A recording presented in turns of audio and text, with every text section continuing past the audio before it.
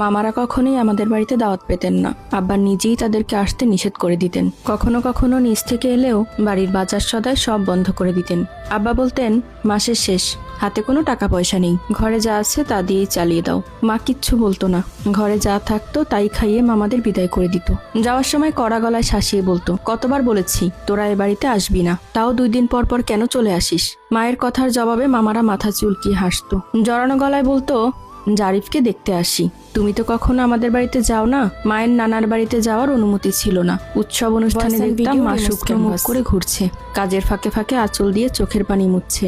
মায়ের কষ্ট একটু বুঝলেও আমার আসলে কিছুই করার ছিল না। আমি শুধু দেখতাম। মা নিজ হাতে পোলাও, কোরমা সব রান্না করতেন, যত্ন সহকারে বাড়ির সবার পাতে তুলে খাওয়াতো। তবে নিজে কিছুই মুখে তুলতো না। খেতে ইচ্ছা করছে না বলে এড়িয়ে যেত। আব্বার কাছে এসব স্বাভাবিকই লাগতো। তিনি কিছুই বলতেন না। মায়েরা 3 ভাই বোন, মা বড়, 2 ভাই ছোট। কতই বা বয়স, একজনের বয়স 12, অন্যজনের 15। নানা নেই। ছোট মামা জন্মের পরেই নানা মারা গেছেন। অভাবের সংসারে নানু 3 ছেলে মেয়েকে নিয়ে কোনো রকম খেয়ে পড়ে দিন কাটান। এমন অবস্থাতেই হঠাৎ করে দাদাজান মায়ের বিয়ের প্রস্তাব নিয়ে গেলেন। স্কুলে যাওয়ার সময় তিনি মাকে দেখেছিলেন, দেখেই পছন্দ করে ফেলেছেন। অপরূপ সুন্দরী মেয়ে, বিয়েতে তেমন কোনো খরচই করতে হবে না, সংসারের অভাব কিছুটা কমবে। এসব ভেবেই বোধহয় নানি বিয়েতে রাজি হয়ে গেলেন। অবশ্য রাজি না হওয়ার মতো কিছু ছিল না। আব্বা সরকারি চাকরি করতেন। দাদার আর্থিক অবস্থা জমিদারের চেয়েও কোনো অংশে কম নয়। বিশাল বড় বাড়ি, বাড়ির পেছনে 4 বিঘা জায়গা জুড়ে পুকুর, সামনে ফুলের বাগান, 2টো গাড়িও আছে। নিজেদের ব্যবসা আছে।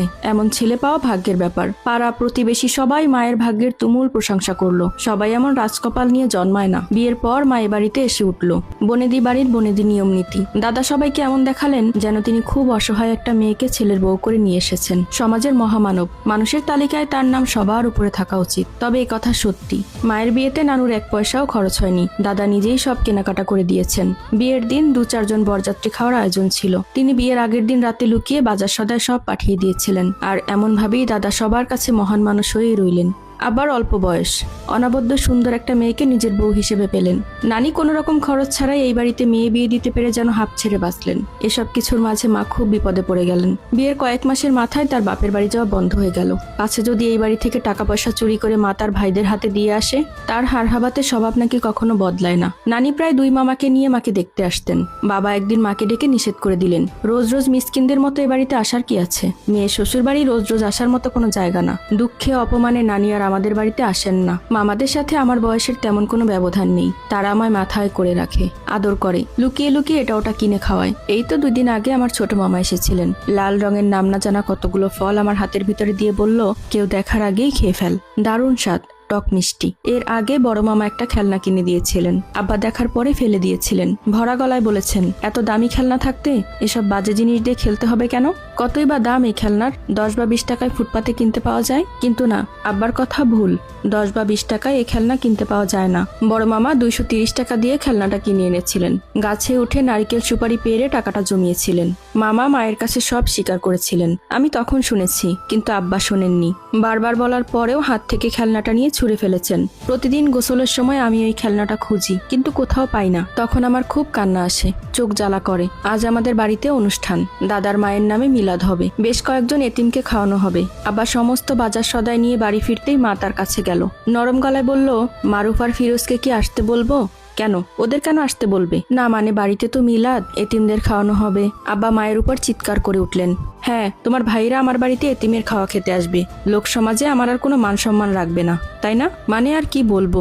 তোমার কি আর কোনো মান সম্মান নেই? ঘরে ঢুকতেই মেজাজটা খারাপ করে দিলে। আব্বা বেরিয়ে গেলেন। আমি পা টিপে টিপে মায়ের কাছে গিয়ে বসলাম। মা আমাকে জড়িয়ে ধরে কাঁদতে শুরু করলো। অস্পষ্ট গলায় কিছু বলল কিনা ঠিক মতো বুঝতে পারলাম না। মায়ের চোখের পানি মুছিয়ে দিয়ে বললাম, মা, আব্বা মামাদের পছন্দ করে না কেন?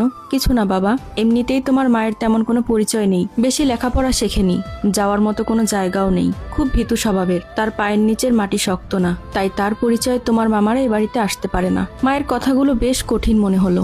সবটুকু বুঝলাম না, তবে খুব বড়সড় একটা সিদ্ধান্ত নিয়ে ফেললাম। আমি মামাদের এ বাড়িতে দাওয়াত দিব, নিজের টাকায় বাজার করে আনবো, তাহলে আর কেউ কিছুই বলতে পারবে না। দাদা আমায় খুব স্নেহ করেন, তার কাছ থেকে অনুমতি পাওয়া সহজ হবে। দাদা বলে দিলে আব্বার না করতে পারবেন না। বাড়িতে ভালো কিছু রান্না হলে মা সেসব কিছু ছুঁয়েও দেখেন না। অস্পষ্ট স্বরে কাঁদেন। হয়তো তার নিজের মা ভাইয়ের কথা মনে পড়ে। মামারা কখনো এত ভালো খাবার খেতে পায় না। নানুরও বয়স বেড়েছে, তিনি আর আগের মতো কাজকর্ম করতে পারেন না। আব্বা কখনো তাদের টাকা পয়সা দিয়ে সাহায্য করেন না। ঈদ এলে 2 জনকে কাপড় কিনে দেন। এতটুকুই। মামাদের দাওয়াত দিলে মা নিশ্চয়ই খুব খুশি হবে। তখন আমরা সবাই একসাথে বসে খাবো। নিয়ত করলে আল্লাহ নিজেই একটা ব্যবস্থা করে দেন। কথাটা সত্যি, আল্লাহ আমাকেও একটা ব্যবস্থা করে দিলেন। ঈদ উপলক্ষে মহল্লার বাচ্চাদের নিয়ে একটা প্রতিযোগিতা হবে। প্রথম পুরস্কার ৩,০০০ টাকা। এই টাকা পেতে গেলে অনেকগুলো ধাপে জিততে হবে। এক বুক আশা আর মনে ভরসা নিয়ে প্রতিযোগিতায় নাম দিলাম। সবাই ভীষণ উৎসুক। সাদা খামে মোড়ানো ৩,০০০ টাকা পেয়ে আমার চোখে পানি এসে গেল। দাদা খুব গর্ব করে বললেন, সবাই দেখো, আমার দাদা ভাই মহল্লার সবাইকে হারিয়ে দিয়েছে। দাদা হাসছেন। বাড়ি ফিরেও আমায় নিয়ে অনেক কথা হলো। দাদা আমাকে তার কাছে ডেকে বললেন, দাদা ভাই, তুমি এই টাকা দিয়ে কি করতে চাও? বাজার করব, গোস্ত কিনবো, মাছ কিনবো। আচ্ছা, এসব খাবার কে খাবে? মামারা। দাদু, আমি মামাদেরকে দাওয়াত দিতে চাই। আব্বা কিছু বলতে যাচ্ছিলেন, দাদা তাকে থামিয়ে দিলেন। যতটা সম্ভব স্বাভাবিক গলায় বললেন, ঠিক আছে, তোমার মামাদেরকে আসতে বলো, তাদের নিয়েই না হয় বাজারে যাব। পরদিন সকাল হতেই মামারা এলো। নানু তাদের সাথে এসেছেন। দাদা নিজেই নানিকে আসতে বলেছেন। ঘরে ঢুকেই বড় মামা আমাকে কোলে তুলে নিয়ে ঘোরাতে শুরু করলো। ঝলমলে গলায় বলল, প্রতিযোগিতার কথা আগে বলবি তো? আগে বললে আমরাও দেখতে আসতাম। কিভাবে তুই সবাইকে পেছনে ফেলে একদম পাশ হয়ে গেলি? মা হাসলো। হাসি হাসি মুখে বলল, যদি হেরে যায় তাই তোদেরকে আগে বলিনি। আমার মায়ের হাসিটা খুব সুন্দর। শেষবার কবে মাকে এত সুন্দর করে হাসতে দেখেছি মনে করতে পারি না। দাদার সাথে গিয়ে বাজার করে নিয়ে এসেছি। আব্বা বাড়িতে নেই, কি একটা কাজে বাইরে গিয়েছেন। আব্বা থাকলে খুব ভালো হতো, সবাই মিলে একসাথে বসে খাবার খেতে পারতাম। দীর্ঘশ্বাস ফেলে মামাদের সাথে খেতে আরম্ভ করলাম। আব্বা বাড়িতে নেই। পুকুরে ঝাপাঝাপি করলেও আজ আর কেউ রাগারাগি করবে না। রান্না শেষ হতে হতে দুপুর গড়িয়ে প্রায় বিকেল। মা অনেক যত্ন নিয়ে সমস্ত রান্না শেষ করেছেন। দুপুরে খাওয়ার সময় পেরিয়ে যাচ্ছে। দেরি না করে সবাই খেতে বসে গেলাম। মা খাবার বেড়ে দিলেন। কোমল গলায় বললেন, যার যা লাগবে বলবি, মুখ বুজে থাকবি না। কিন্তু আমি বললাম, মা তুমিও আমাদের সাথে বসো না। জীবনে প্রথমবারের মতো মা আমাদের সাথে খেতে বসলো। নিজের পাতে গোস্তের একটা টুকরা নিয়ে বলল, গোস্ত অনেক ভালো সিদ্ধ হয়েছে। মায়ের চোখে পানি। সে চোখের পানি লুকানোর আপ্রাণ চেষ্টা করছে, কিন্তু পারছে না। মায়ের ভাবসাব আমি কিছুই বুঝতে পারি না। এখন এখানে কান্নার কি আছে? হাত মুখ ধুয়ে মায়ের কোলের কাছে গিয়ে বসলাম। বিরক্ত মুখে বললাম, তুমি তখন কাঁদছিলে কেন?